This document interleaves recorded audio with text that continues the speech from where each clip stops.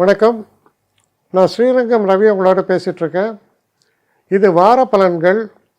December மாதம் 28ஆம் தேதி தொடங்கி 2026ஆம் வருஷம் ஜனவரி 3ஆம் தேதி வரை உள்ள வாரம். இந்த மாத கடைசியும் அடுத்த மாத ஆரம்பமும் அடுத்த வருஷத்துடைய ஆரம்பமாகவும் அது அமையிறது. விருச்சிக ராசி.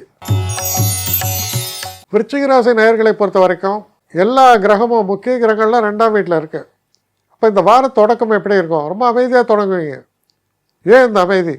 நான் பெரிதாக சாதிப்பேன், என்னுடைய இன்கம் லெவலை நான் பெருசாக இன்க்ரீஸ் பண்ணுவேன், மல்டி ஃபோல்ட் ஆக்குவேன், அப்படியெல்லாம் உள்ளுக்குள்ளே எண்ணம், அதற்கான செயல்பாடும் ரெடி.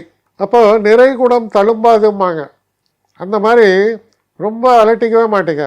அப்படி தொடங்குகிறது இந்த வாரம். இந்த வாரம் செல்ல செல்ல உங்களுடைய ஸ்பீடு அதிகரிக்கும். ஆனால் அந்த ஸ்பீடு எதில் ஃபோக்கஸ் ஆகுதுன்னா, நல்ல பேசக்கூடிய திறமை, மற்றவங்களுக்கு அட்வைஸ் பண்ணுறது, அதுக்கப்புறம் எப்படி நல்லா ஏர்ன் பண்ண முடியும், எப்படி லாபம் சம்பாதிக்க முடியும் அப்படிங்கிற விதத்தில் யோசனைகள் நிறைய போகும்.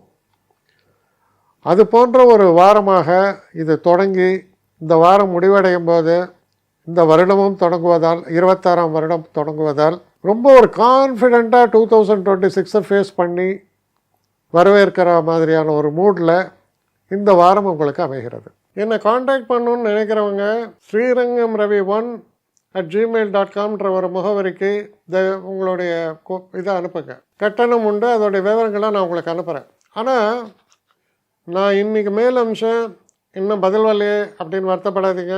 ஏன்னா எனக்கு கொஞ்சம் பெண்டிங்கில் இருக்குது. ஒரு நாளைக்கு எவ்வளோ பேரை நான் பார்க்க முடியும்? 3 பேர் 4 பேர் மேலே என்னாலையும் பார்க்க முடியாது. ஆனால் நிறைய பேர் ஆசைப்பட்றாங்க. ஆனால் கண்டிப்பாக நான் எல்லாருக்கும் ரிப்ளை பண்ணுவேன். சில நேரங்களில் 3 to 4 வீக்ஸ் ஆகும் என்னுடைய ரிப்ளை வரத்துக்கு. ஆனால் வரும். ஏன்னா நான் எல்லோரும் ஒரே நேரத்தில் ஒரு நாளைக்கு 10 பேர் பார்க்கணுன்னா முடியாது. ஸோ அதை கன்சிடர் பண்ணுங்கள்.